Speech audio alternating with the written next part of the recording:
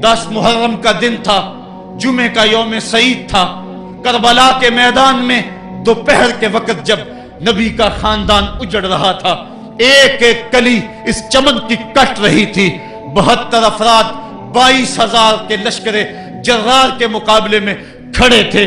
वो यजीद जिसने इसके अलावा भी बड़े जुर्म किए, जिसने जो है वो 1700 सहाबा को मक्कातुल मुकर्रमा में शहीद किया, जिसने 700 हुफ़ाज़े कलाम को शहीद किया, जिसने हजरत अबू सईद खिज़री की दाढ़ी नोच ली, जिसने मदीने के अंदर मस्जिद नबवी के अंदर घोड़े बांधे, जिसने जो है वो 3 दिन तक मस्जिद नबवी के अंदर अजान न होने दी, वो यजीद आज करबला के तपते हुए रेगजार के अंदर आले रसूल के साथ जुल्म की वो दास्तान रकम कर रहा था कि कयामत तक आंसू सिसकियां नहीं थमने पाएंगी।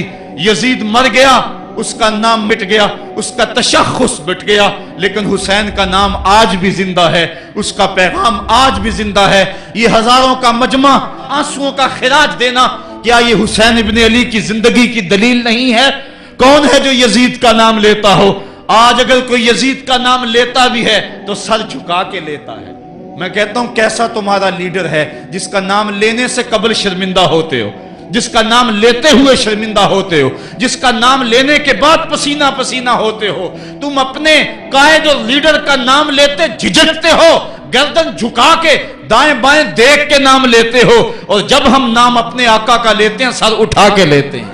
ए हुसैन इब्ने अली तुम पर सलाम।